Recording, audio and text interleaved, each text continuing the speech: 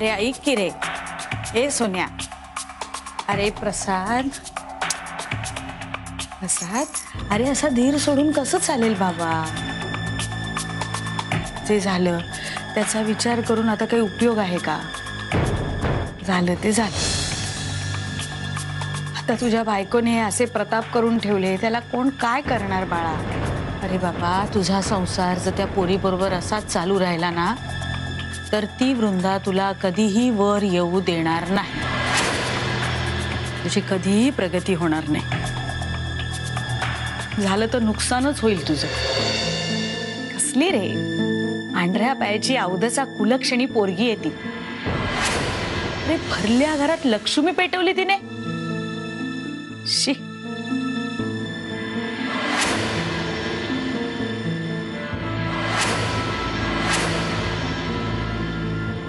प्रसाद, अरे बोल ना काहीतरी. हे नको मनात धरून ठेवूस असं काही. मनात धरून ठेवलं ना तर मग इथे असं प्रेशर येतं रे, आणि ते प्रकृतीसाठी चांगलं नसतं. हे बघ प्रसाद, तू मनाला लावून घेऊ नकोस. आपण करूया ना दुसरं काहीतरी. माझ्या लेकराला मी असं कसं रे निराश होऊ देईन? तू असा निराश होऊ नकोस रे बाळा. तुझ्या मनात भलते सलते विचार येत आहेत का रे? हल्लीची तुम्ही तरुण पोरं जरा देखील काही मनाविरुद्ध झालं ना तर लगेच काय ते डिप्रेशन त्याच्यात जाता. तुझ्या मनात तसं काही नाहीये ना रे बाबा. तुझ्या मनात असे भलते सलते विचार येऊ देऊ नकोस. हा अरे प्रसाद, एवढ्या तेवढ्या कारणाने खचून जाऊ नकोस रे. आपण नव्याने सुरुवात करू. अरे अपयश हे माणसाला खूप काही शिकवून जातं. मी आहे ना तुझ्यासोबत. तू काळजी करू नकोस. हवं तर तुम्हाला एक पैसा पगारही देऊ नकोस. मला तुमच्या दोघींच्या सोबतीची आणि असल्या सहानुभूतीची अजिबात गरज नाहीये. तुम्ही प्लीज इथून जा. हवं तर मी हात जोडतो तुमच्यासोबत. अरे सोन्या, तुला असं दुःखात सोडून कशी जाईन रे मी? हे सगळं त्या वृंदाला बरं जमतं. एवढं मोठं नुकसान केलं तुझं. अरे उभ्या जन्माची वैरीण आहे ती तुझी. मला चिंता वाटते रे तुझ्या भविष्याची बाळा.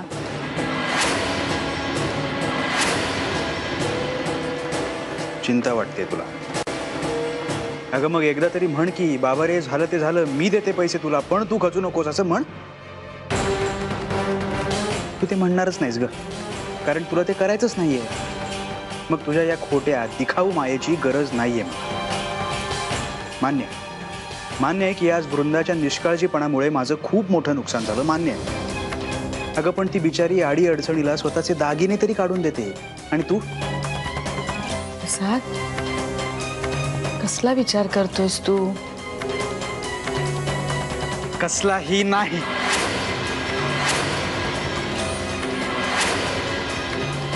प्रसाद, हा असाच विक्षिप्तसारखा वागतो.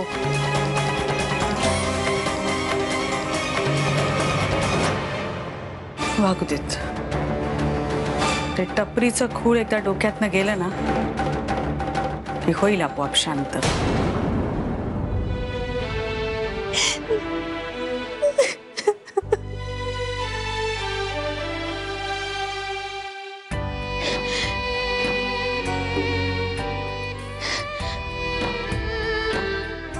बाबा, मला माहित नव्हतं तुम्ही एवढं सगळं केलंय. माझी खरंच खूप मोठी चूक झाली. मी प्राणापलीकडे पैसे जपायला हवे होते.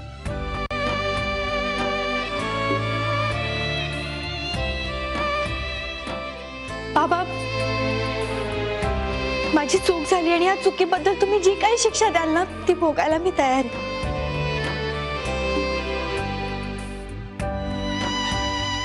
शिक्षा करून जर पैसे परत आले असते तर नक्की शिक्षा केली असती. बाबा पण मग आता काय करायचं आपण?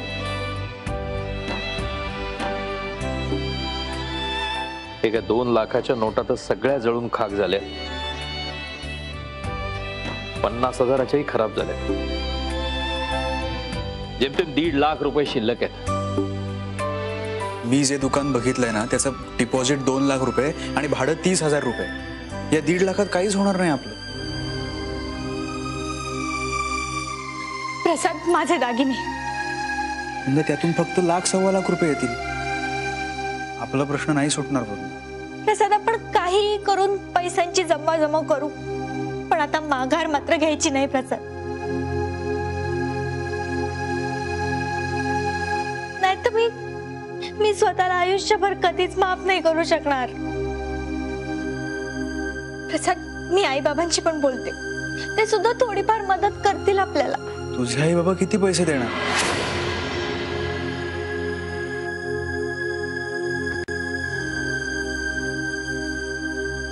बाबा, तुमच्या ज्या मित्रांनी आपल्याला पैसे दिलेत त्याच्याचकडून आपण अजून पैसे घ्यायचे का?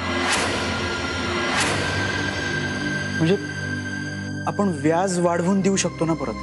प्रसाद, वृंदा,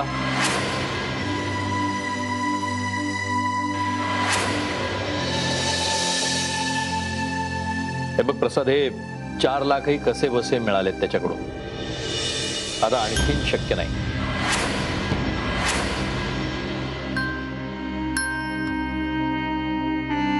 म्हणजे आता हाही मार्ग बंद झाला.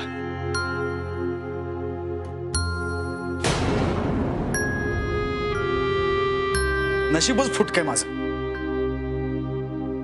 प्रत्येक वेळेला हातातोंडाशी आलेला घास निघून जातो. तेव्हा मी चुकले. आज माझ्या हातून खरंच खूप मोठी चूक झाली.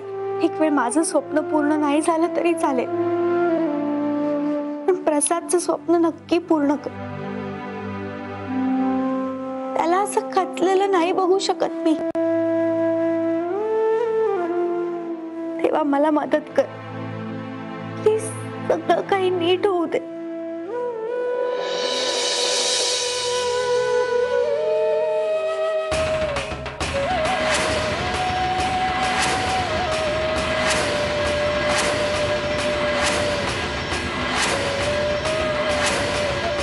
मिठाई ताई,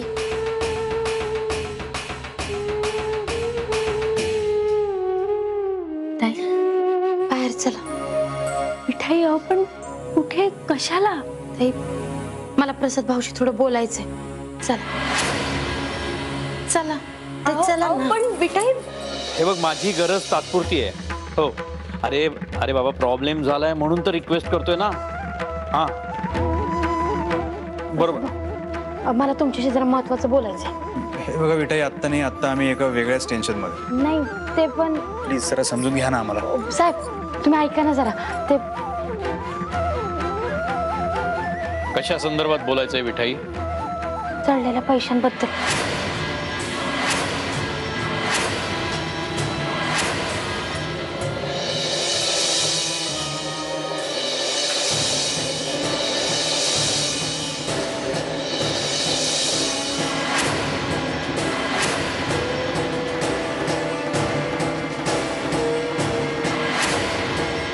जळलेल्या पैशांसंदर्भात? अहो मिठाई, वाटताय बघताय, बोला ना. तर माझ्या पोरीची शपथ घेऊन सांगते. मी माझ्या डोळ्यांनी बघितलं आणि कानांनी ऐकलं आणि तेच सांगते बघा. अहो पण काय बघितलं तुम्ही ते सांगा ना. आधी कबूल करा की माझं नाव याच्यामध्ये येणार नाही. त्याची काळजी तुम्ही करू नका विठाई, सांगा. साहेब, चहा घेऊन तिकडे आजीबाईकडे देवघरात गेले होते.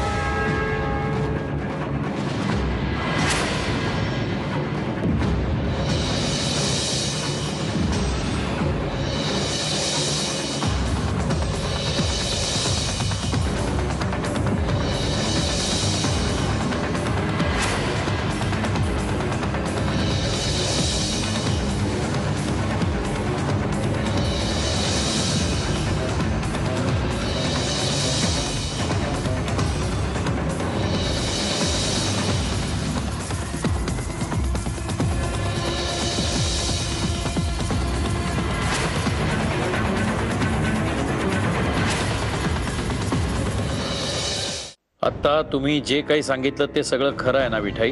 पोरीची शपथ घेऊन सांगते साहेब. सुवर्णाताई बी होते तिथे. त्यांनी बी समजा पाहिलंय.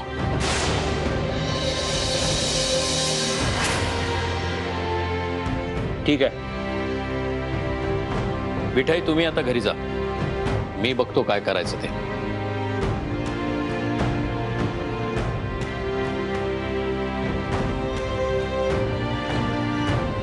प्रसाद,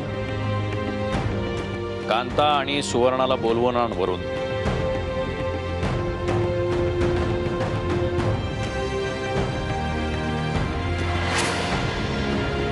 काय काय सांगतेस काय तू हे?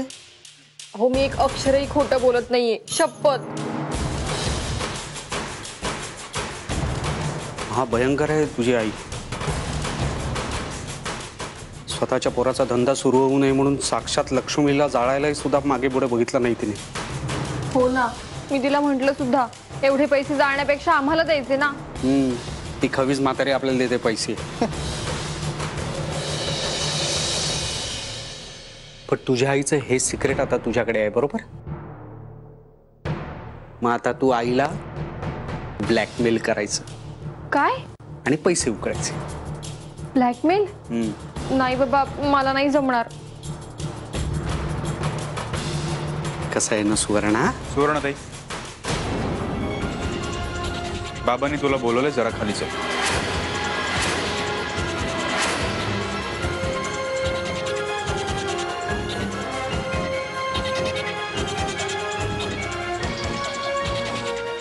अहो बाबांनी बोलवलंय. मला तर खूप टेन्शन आलंय हो. बाबांना तर सगळं कळलं नसेल ना. मला खूप भीती वाटतेय. तुम्ही चला ना माझ्या बरोबर प्लीज. ए बाई नको, आधीच आपल्या घरच्या राड्यांमध्ये मी खूप अडकलोय. आता नवीन राडा नको. तू जा, तू घाबरू नकोस, तू जा. नाही हो, मला खूप भीती वाटतेय.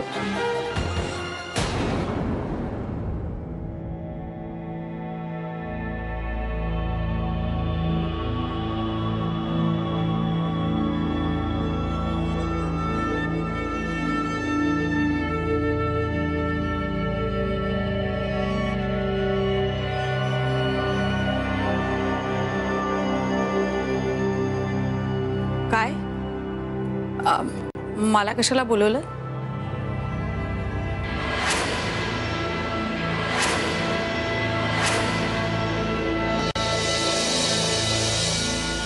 या नोटा तू जाळल्यास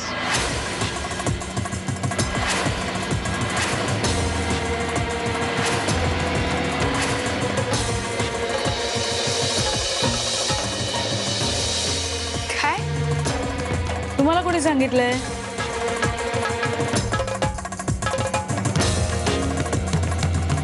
कोणी सांगितलं हे महत्वाचं नाहीये, हे तू केलंस ना हे महत्वाचं आहे.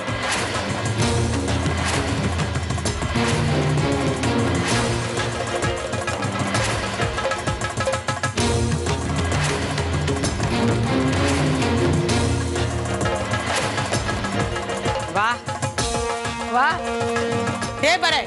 सुनेला वाचवण्यासाठी सगळा आळ तुम्ही माझ्यावर घेताय. छान छान पांग फेडले तो मी केलेल्या इतक्या वर्षाच्या संसाराचे.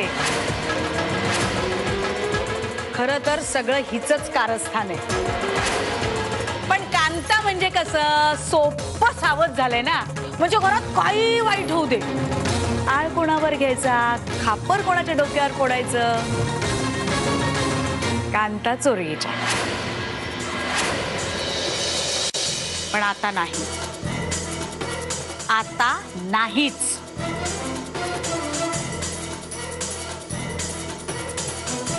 कुठलेही बिनबुडाचे आरोप मी सहन करणार नाही.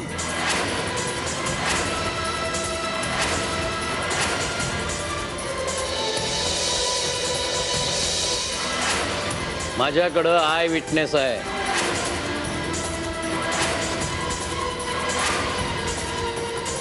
हा प्रकार प्रत्यक्ष पाहिलेला साक्षीदार माझ्याकडे आहे. ठीक आहे, मग आणा कोण तो तुमचा विटनेस फिटनेस आहे त्याला. तू या नोटा जाळल्यास हे कुकर्म पाहणारा एक साक्षीदार इथे आहे.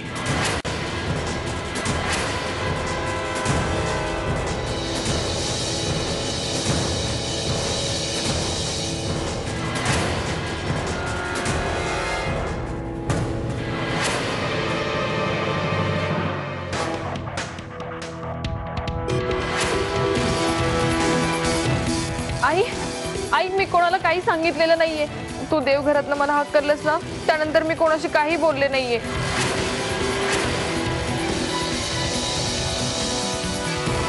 मी खरंच कोणाला काही सांगितलेलं नाहीये. हो की नाही हो बाबा?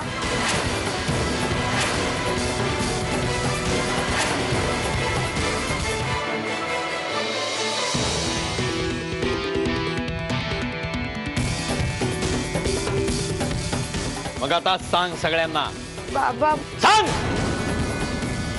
हो, आईनीच पैसे जाळले, मी पाहिलं.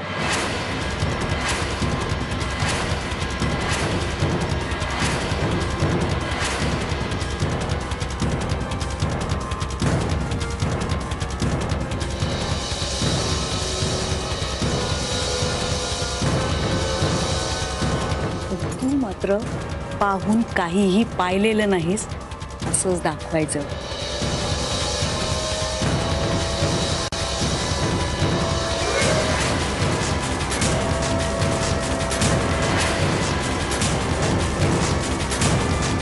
जे काही झालं ते मी तुम्हाला खरं खरं सांगितलं बाबा.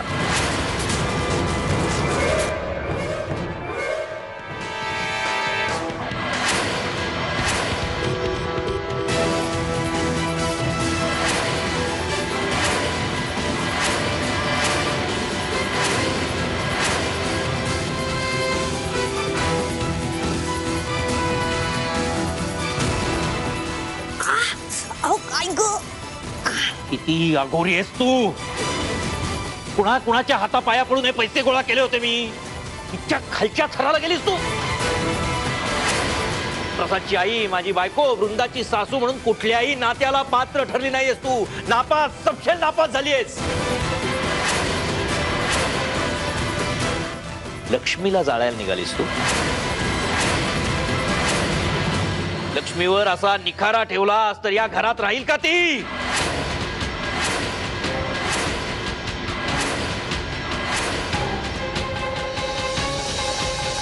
स्वतःची मनमानी करण्याच्या नादात फार वेडी पिशी होतेस. आपण काय बोलतोय, कसं वागतोय याचं कुठलंही भान तुला राहत नाही कांता. अरे असं जर वागत राहिलीस ना तर एक दिवशी फार मोठ्या संकटात लोटशील ना घरादाराला.